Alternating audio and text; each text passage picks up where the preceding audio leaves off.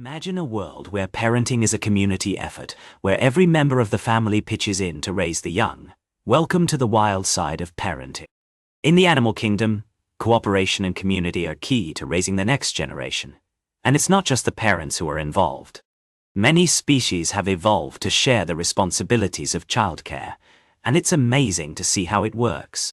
For example, in some species of birds, like ostriches and emus, the males take on the role of incubating eggs and caring for the chicks, while the females go off to find food and protect the territory.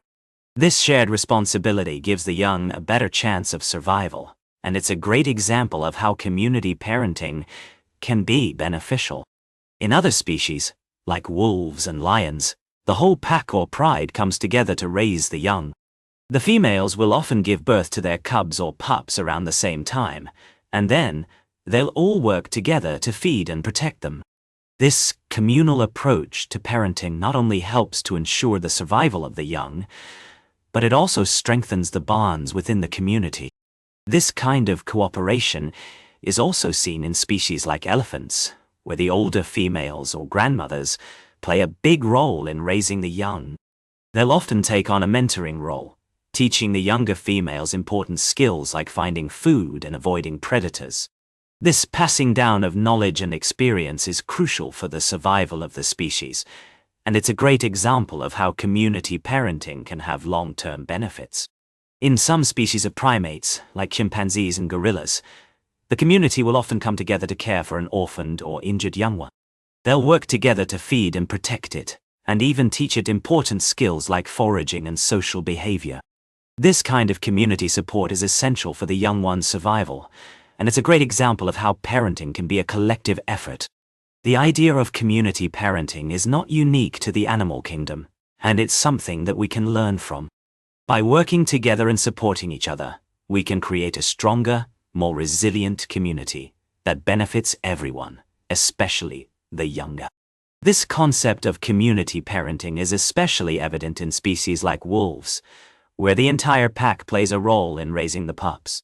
The alpha female will often give birth to a litter of pups, and then the rest of the pack will help to feed, protect, and educate them. This shared responsibility allows the pups to grow and develop in a safe and nurturing environment, and it's a key factor in the pack's overall success.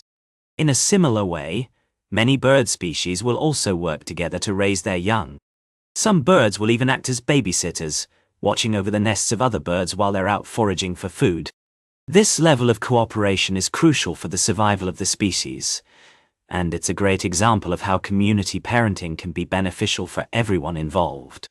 As we look at these examples from the animal kingdom, we can start to see how they might apply to our own lives. By working together and supporting each other, we can create a more supportive and nurturing community for our children to grow and thrive.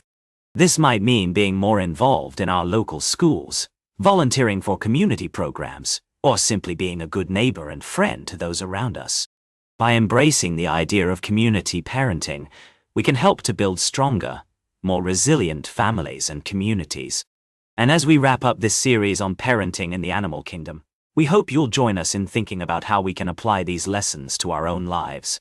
If you're interested in learning more about how animals raise their young, be sure to check out our next video on the amazing world of animal adoption and fostering.